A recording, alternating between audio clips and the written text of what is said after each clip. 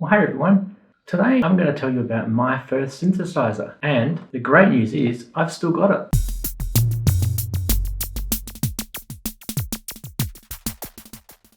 It's the Roland XP10. It's a multi-timbral synthesizer, and I bought it around 1996, somewhere around there. And so that makes it 23 years, I think that works out, I've had it for.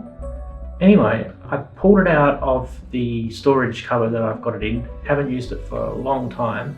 And I forgot all about this, but it has a faulty power switch on it, and I put a bodgy bit of tape over it, and I completely forgot all about it. And it made me laugh today, and I thought to myself, why did I let these things go? Why did I just fix it? So today, we're going to fix it. So let's check that out first.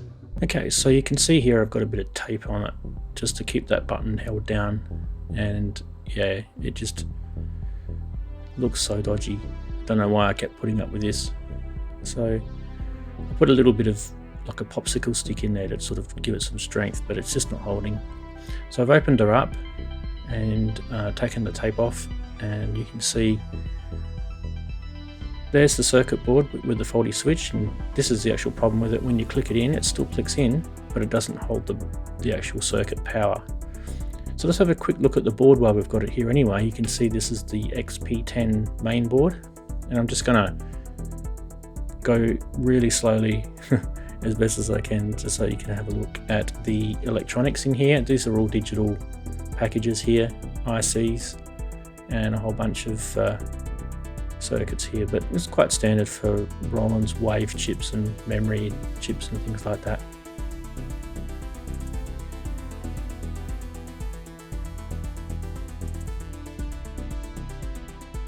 Another thing I noticed over here is the battery, and that battery would have to be at least 20 something years old. So let's take that out, and definitely going to check that, but I'll probably just replace it anyway. It's the 2032 type battery. All right, we need to get this switch out, so we're going to have to desolder it first, and I'll just quickly zoom through this part of the video so you can just see that happening.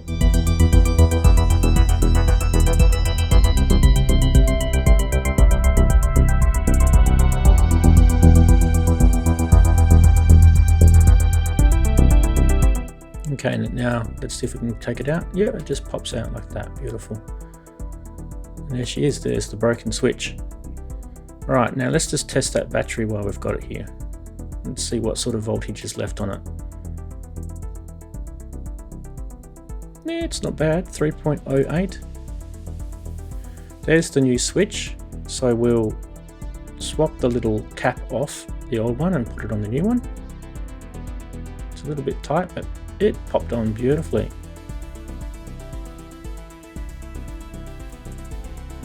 And also those pins line up nicely too. All right, let's pop her in, and we're going to have to solder that back in again, and I'll just go through this video in fast forward again.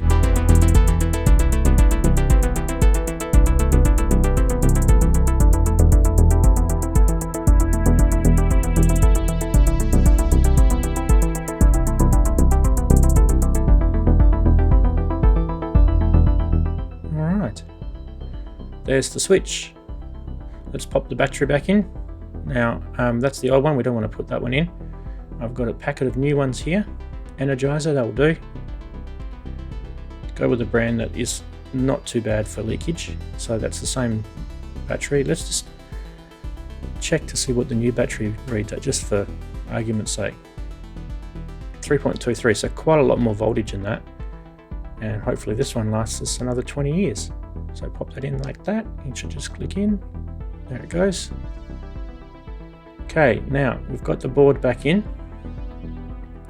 and there's the old bit of gunk left over from the sticker, from the tape. So I want to clean that off first before we try anything. So we're going to use this Desolve It stuff, which is basically sticky adhesive remover. So we'll skim through the video here so you can just see me quickly cleaning it off. And on the back, it's quite hard to get off. But there you go. That's most of it off. It turned out all right, nice and clean. All right, let's plug it in and see if the switch works. Turn it on. Bingo! That's really good. Switch is working beautifully. It's funny when I'm looking at the specs of this synthesizer, the way that I know things about them now compared to probably what I knew when I first bought this, and who knows what the guy who sold it to me was telling me. And the store that I bought it from, I'm more than happy to tell you that they're still around, and I don't live in that part of the world anymore, but for those who might remember, there's a place in Newcastle in New South Wales, and the shop is called Muso's Corner. So a big shout out to Muso's Corner for selling me a synth, and it's lasted me for 23 years.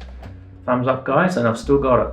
The great thing about this synth is it's got 24 voice polyphony, and it's a multi-timbral synth, and it actually is a 16-part multi-timbral synth. Now, I think probably what attracted me to it was the fact that it came with the Roland GS sound canvas, and it also had some performance features as well.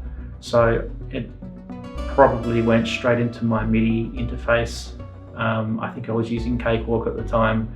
Those days are pretty embarrassing, but I am going to show you one of the MIDI files that I made for it, and I'm going to play that with you guys as well. I thought I might just tell you some of the specs though. They're pretty cool.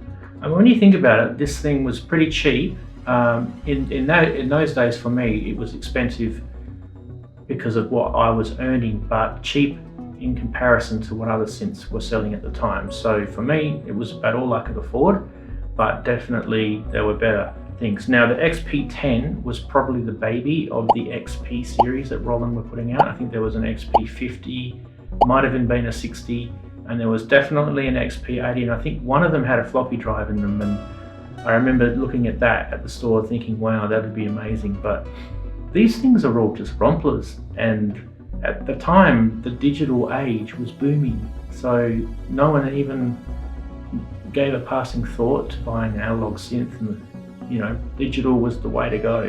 What I'm impressed with is actually, I turned it on and played it today, and you'll hear it in a sec, is that it actually sounds really good. And it's a digital synth, and I don't think there's a problem with the way it sounds. So even today, it sounds pretty good.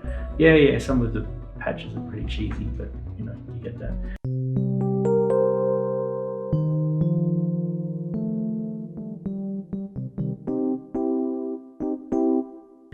Anyway, one of the cool features of this is it's got this thing called split, dual, and X dual, and it's kind of like a performance mode. So the split is where you split the keyboard up, and you can have two parts on the keyboard, not groundbreaking. Dual is where you've got two tones and they're combined together, not groundbreaking.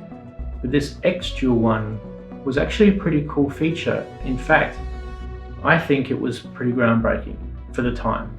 Remember, 1990s, mid 1990s here. And what you could do with X dual is you could sort of fade between the two tones, so you could mix them in a way. It had kind of like a mixer, and I think that was probably as rudimentary as it was, but actually when you're actually playing the synth in X dual mode, you can get some pretty interesting sound effects out of it. So that was pretty cool. Okay, so we've got the choir R's and the soundtrack.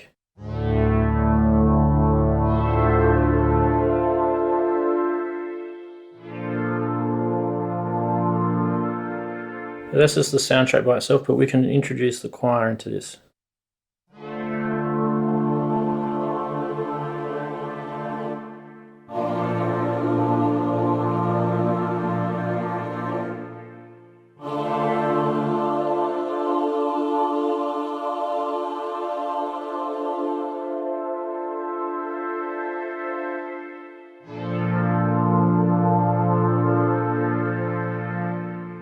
Pretty cool.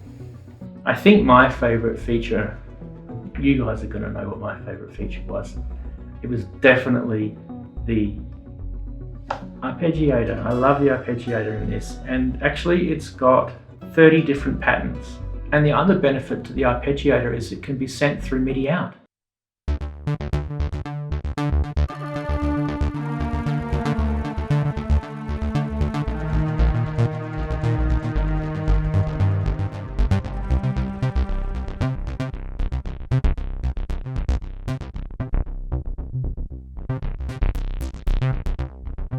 And then with the arpeggiator, we've got shuffle and griff.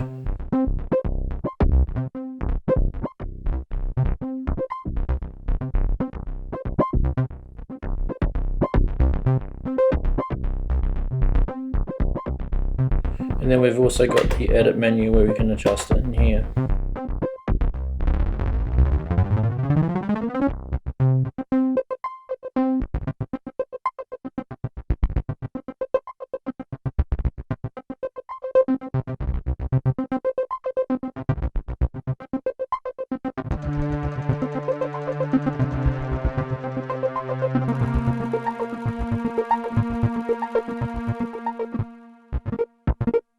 So that's pretty cool. Yeah, so one of the big things about this synth is it had full general MIDI and MIDI implementation, which meant that you could control this thing completely from your sequencer, and I used Cakewalk at the time.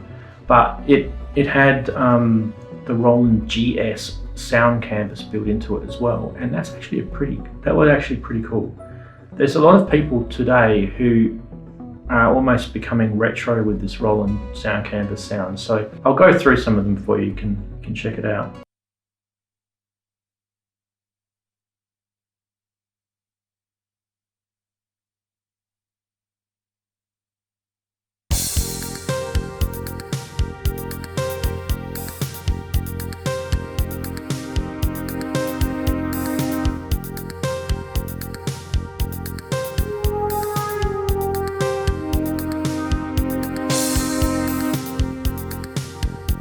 Thanks so much for watching, everyone.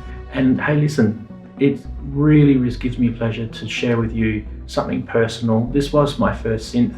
I actually think I was pretty lucky to have a fairly deep synthesizer, which, you know, it does have some pretty good abilities in it. It has envelopes, it has filters, it has the ability to edit sounds. Yes, it was a Rompler.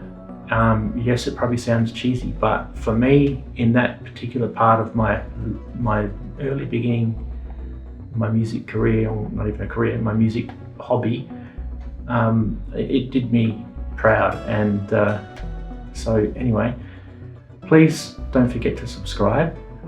This channel really needs you to subscribe. It's the only way that I know what I'm doing is actually worth your while. And I'd love it if you could give me a thumbs up on the video, and please also leave a comment below. Tell me about your experience, if you've owned an XP10, or even tell me about your first synth. I'd love to hear from you, and I answer all the comments, so look forward to talking to you. One thing that lots of people have been asking me to say, and I think it might be because I'm Australian, but I'm going to say it anyway. Crikey.